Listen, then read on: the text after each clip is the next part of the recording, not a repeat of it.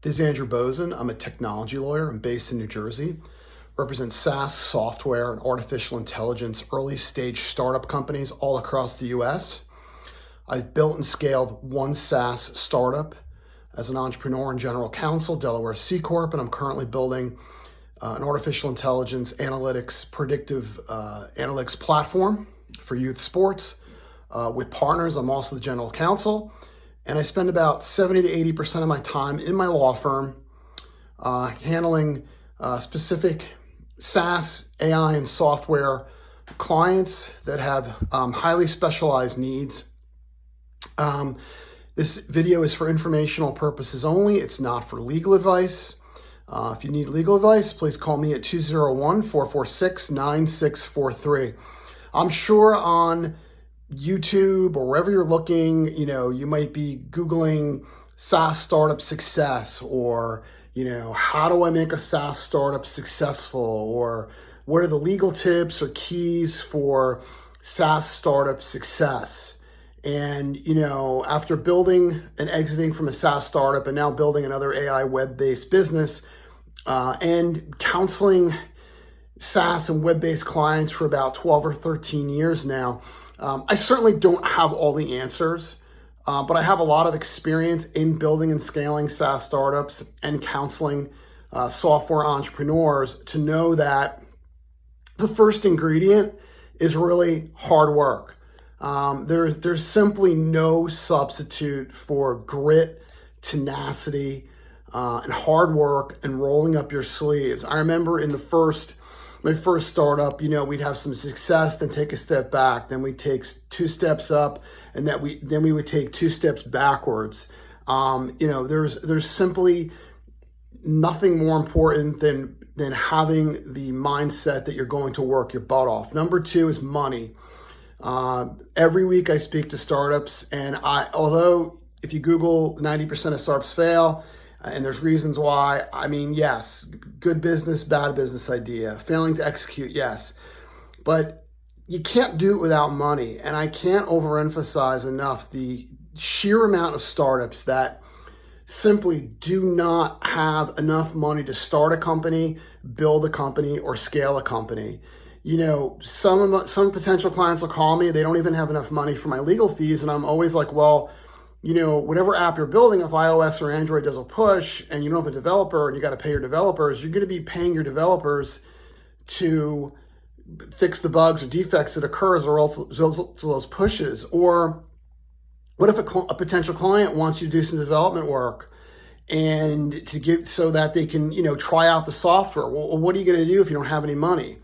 What about marketing, legal, social, insurance?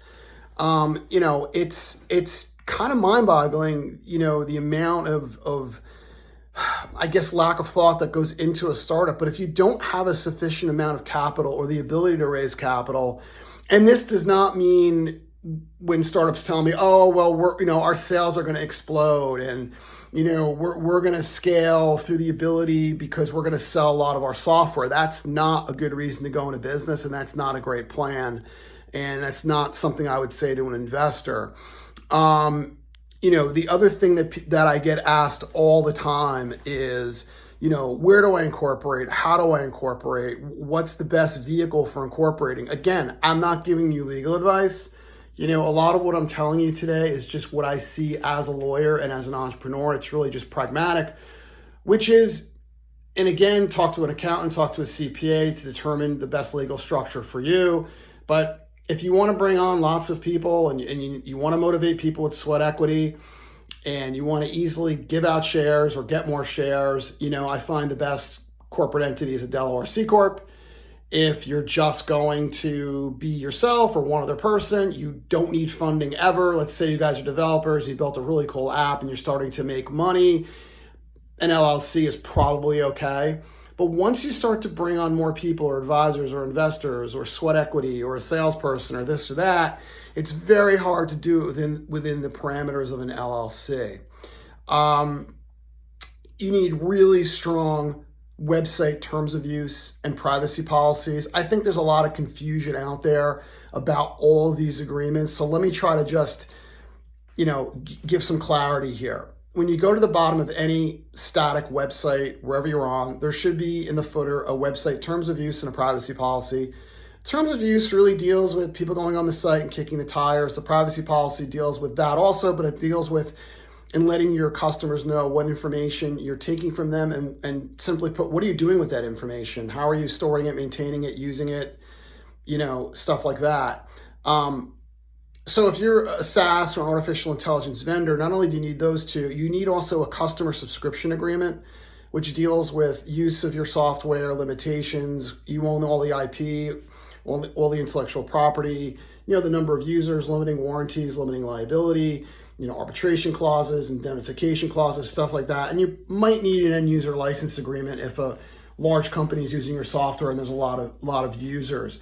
But those are the types of agreements that I generally will recommend to a SaaS or an AI vendor.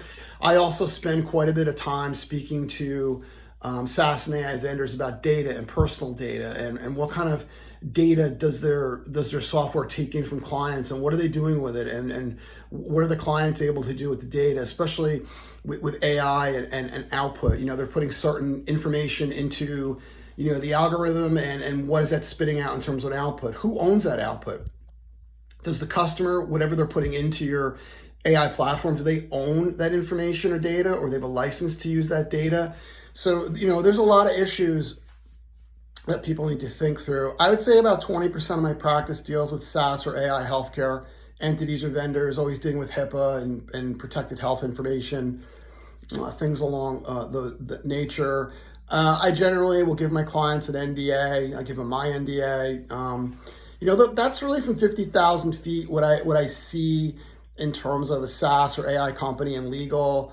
I mean, you could drive yourself crazy Googling SaaS or AI startup success. There's really only a certain amount of information that's going to help you if you don't work hard, leave your ego at the door, have enough capital, or be able to raise enough capital and get really good legal work.